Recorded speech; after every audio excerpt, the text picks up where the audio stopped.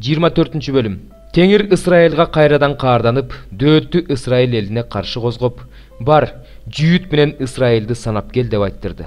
Падыша жанындагы аскер башчысы Жояпка жана анын кишилерине кайрылды. Дандан Беершебага чейинки Ысрайылдын бүт урууларын аралап чыгып, элдин санын эсептеп келгиле. Мен элдин санын билишим керек. Жояп падышага Кудай Теңирин канча элиң болсо, дагы ошончо көбөйтсүн. 100 эсе көбөйтсүн. Мырзам падыша муну өз көзү менен көрсүн. Бирок мырзам падыша бул ишти эмнеге каалап калды экен деди. Бирок падышанын сөзү Жояптын жана аскер башчыларынын сөзүнөн күчтүү болду. Ошентип Жояп аскер башчылары менен Ысрайыл элин саноо үчүн падышанын алдынан кетишти. Алар Иордандан өтүп, Гат өрөөнүнүн ортосундагы шаардын оң тарабындагы Жазер тараптагы Ароер шаарына токтошту. Анан Гилатка жана Тахтим Хотши жерине келишти. Анан алар Дан Янга келип, Сидонду айланып өтүштү. Тирчебине, анан хиптиктер менен канаандыктардын бардык шаарларына келип, Жүйүт аймагынын түштүгүнө Беершебага чыгышты. Ошентип бардык жерди айланып өтүп, 9 ай 20 күн дегенде Иерусалимге келишти. Жояп падышага элдин тизмесин тапшырды. Ысрайылдыктардан 800 000, ал эми жүйүттөрдөн 500 000 согушка жарактуу, күчтүү адам бар экени маалым болду. Элди санап чыккандан кийин дөөттүн жүрөгү солк этти. Анан дөөт Теңирге: "Мен ушул ишти кылып, оор күнөө кетирдим. Эми сага жалынам Теңир. Өзүңдүн кулуңдун күнөөсүн кечир. Анткени мен өтө акылсыз иш кылдым" деди. Дөөт эртеси эртең менен турганда, дөөттүн көрөгөчү Гат пайгамбарга Теңирден мындай сөз болду. Баргында дөөткө айт. Теңир мындай дейт: "Мен сага 3 жаза сунуш кылам. Алардын ичинен өзүң тарта турган бир жазаны тандап ал." Гат дөөткө келип мындай деп билдирди: "Өлкөңдө 7 жыл ачарчылык болсунбу? Же душмандарың сени кууп, алардан 3 ай качып жүрөсүңбү? Же өлкөңдү 3 күн удаа жугуштуу оору каптасынбы? Өзүң танда. Ойлонуп, мени жибергенге эмне деп жооп беришим керек экенин чеч." Дөөт Гатка: "Мага абдан оор болду, бирок Теңирдин колуна түшкөнүм жакшы. Анткени ал абдан боорукер. Адамдын колуна түшпөсөм эле болду" деди. Теңир Ысрайылдыктарга эртең мененден баштап белгиленген убакытка чейин жугуштуу оору жиберди. Ошондо Дандан Беершебага чейин 70 000 киши өлдү. Периште Иерусалимди кыйратуу үчүн ага каршы колун сунду. Бирок Теңир алаамат түшүргөнүнө өкүнүп, элге кыргын салган периштеге: "Жетишет, эми колуңду түшүр" деди. Теңирдин периштеси ошол учурда Жебустук Арабенанын кырманынын жанында эле. Дөөт элге кыргын салган периштени көрүп, Теңирге: "Мен күнөө кетирдим, мыйзамсыз иш кылдым. Бул койлор эмне кылды? Сенин колуң мага жана менин атамдын тукумуна каршы бурулсун" деди. Ошол күнү Гат дөөткө келип, баргында Жебустук Арабенанын кырманына Теңирге арнап курмандык чалынуучу жай тургуз деди. Дөөт Гаттын сөзү Теңирдин буйругу боюнча барды. Арабена карап, өзүн көздөй келе жаткан падышаны жана анын кулдарын көрдү. Ошондо ал чыгып, падышага жерге чейин ийилип таазим этти. Арабена: "Мырзам падыша өз кулуна эмнеге келди?" деп сурады. Дөөт: "Элдин кырылганы токтош үчүн кырманыңды сатып алып, Теңирге курмандык чалынуучу жай тургузганы келдим" деп жооп берди. Арабена дөөткө мындай деди: "Мырзам падыша каалаганын алып курмандыкка чалсын. Бүтүндөй өртөлүүчү курмандыкка чалынчу өгүздөр мына. Эгин бастыргыч менен өгүздүн догоосу отун болсун."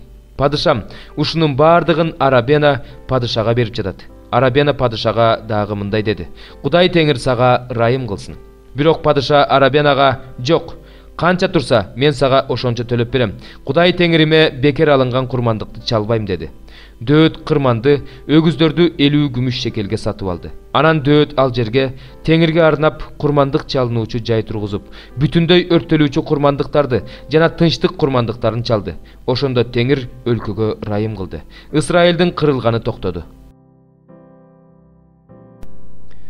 4 бөлүм. Бирок бул нерсени айткым келет. Мурасчы бардык нерсенин кожоюну болсо да, бала кезинде кулдан эч айырмаланбайт. Атасы белгилеген убакытка чейин кам көрүүчүлөрдүн жана үй башкаруучулардын көзөмөлү астында болот. Ошондой эле биз да бала кезибизде дүйнөдөгү алгачкы негиздерге кул болчубуз. Бирок өз убагы келгенде Кудай өз уулун жиберди. Ал аялдан төрөлдү. Мыйзамга баш ийди. Ал мыйзамдын бийлиги астындагыларды кун төлөп куткарды. Ал мыйзамдын бийлиги астындагылар Кудайдын балдары болуш үчүн ошондой кылды. Силер Кудайдын балдары болуп калгандыктан Кудай силердин жүрөгүңөргө өз уулунун Абба, ата деп чакырган рухун жиберди. Демек эми сен кул эмессиң. Сен анын баласысың. Эгерде баласы болсоң, анда Кудай сени Иса Машаяк аркылуу мурасчы да кылды. Бирок ошол убакытта силер Кудайды тааныбагандыктан чыныгы Кудай эмес, Кудайлардын кулдары элеңер. Азыр болсо Кудайды таанып билгениңерден кийин, тагыраак айтканда, Кудай тарабынан таанылганыңардан кийин кантип кайрадан алсыз жана жакыр алгачкы негиздерге кайрылып жатасыңар? Кайрадан аларга кул болгуңар келеби? Кээ бир күндөрдү, айларды, мезгилдерди, жылдарды ыйык тутуп жатасыңар. Мен силердин араңарда куру бекер эле эмгектендимби деп коркуп жатам. Бир туугандар, силерден өтүнөмүн. Мендей болгула, анткени мен да силердей болчумун. Силер мени эч таарынткан эмессиңер. Өзүңөр билесиңер, мен биринчи жолу жакшы кабарды силерге алсыз абалымда тараткам. Алсыз абалым силер үчүн азгырык болсо да, кемсинткен эмессиңер. Жийиркенген эмессиңер. Тескерисинче, мени Кудайдын периштеси катары, Машаяк Иса катары кабыл алгансыңар. Силердин ошол убактагы кубанычыңар кайда? Мен өзүм күбөлөндүрө алам. Мүмкүн болсо, ошондо силер мага көзүңөрдү оюп берүүгө да даяр элеңер. Эми мен чындыкты айтуу менен силерге душман болуп калдымбы? Тигилер силерди таза ниет менен кызганып жатышкан жок. Тескерисинче, силер аларды кызганышыңар үчүн силерди бизден бөлүп кетүүнү каалап жатышат. Дайыма таза ниет менен кызганган жакшы, бирок мен араңарда болгондо эле эмес. Балдарым, силерден Машаяк көрүнгөнгө чейин мен силер үчүн кайрадан толгоо азабын тартамын. Азыр жаныңарга барып, үнүмдү өзгөртүп сүйлөгүм келип жатат. Анткени мен силерге айран таң калып жатам. Силер мыйзамдын бийлиги астында болууну каалагандар, айткылачы мага, мыйзамда эмне айтылганын уккан жок белеңер. Анткени ыйык жазууда Ыбрайымдын эки уулу бар эле. Бири күң аялынан, бири эркин аялынан деп жазылган. Бирок күң аялынан төрөлгөн уул кадимки балдардай, ал эми эркин аялынан төрөлгөн уул убада боюнча төрөлгөн. Мында каймана маани бар. Бул эки келишимди билдирет. Бири Синай тоосунда түзүлгөн, ал балдарын кулчулук үчүн төрөгөн Ажар. Ажар Аравиядагы Синай тоосун билдирет. Ал азыркы күндөгү Иерусалимге туура келет. Анткени Иерусалим өзүнүн балдары менен кулчулукта. Жогорку Иерусалим болсо эркин, ал баарыбыздын энебиз. Анткени ыйык жазууда кубан, баласы жок төрөбөс аял, кубанып кыйкыр, катуу үн сал, толгоо тартып кыйналбаган аял, анткени күйөөсү бар аялга караганда күйөөсү таштап кеткен аялдын балдары көп деп жазылган.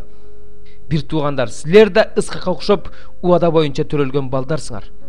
Бирок ошол убакта кадимки балдардай төрөлгөн бала рух боюнча төрөлгөн баланы кубалаган. Азыр да ошондой. Бирок ыйык жазууда эмне деп айтылат? Күң аялды баласы менен кууп чык, анткени күң аялдын баласы эркин аялдын баласы менен бирге мураскор болбойт. Ошондуктан бир туугандар, биз күң аялдын балдары эмеспиз. Эркин аялдын балдарыбыз. 31 бөлүм. 11 жылдын 3 айынын 1 күнү мага Теңирден сөз болду. Адам уулу, Мисир падышасы фараонго жана анын элине айт. Улуулугуң менен сен өзүңдү кимге теңейсиң? Ашур Лебанондо бутактары коос, жалбырактары көлөкөлүү, бийик кедр болчу. Анын чокусу булуттар арасында эле. Аны суулар өстүрдү, туңгуюк жогору көтөрдү. Анын дарыялары көчөттөрүнүн айланасында акчу. Ал өзүнүн агымдарын бүт талаа дарактарына жиберип турчу. Ал өскөндө бийиктиги бүт талаа дарактарына бийик болду. Суу көп болгондуктан бутактары жиш болду. Шактары калың болду, бутактары узарды. Анын бутактарына ар кандай асман канаттуулары уя салышты. Анын бутактарынын астында талаа жырткычтары төлдөштү. Анын көлөкөсүнүн астында ар кандай көп сандаган элдер жашашты. Ал өзүнүн бийиктиги бутактарынын узундугу менен көрктүү болду. Анткени анын тамыры чоң суулардын жанында эле. Кудайдын багындагы кедирлер ага көлөкө түшүргөн жок. Кызыл карагайлар анын бутактарына да тең келе албады. Чынарлар анын шактарына да тең келе албады. Өзүнүн кооздугу менен Кудайдын багындагы бир да дарак ага тең келе албады. Мен анын бутактарынын көптүгү менен кооз кылдым. Кудайдын багындагы бардык эйден дарактары ага көз артышчу.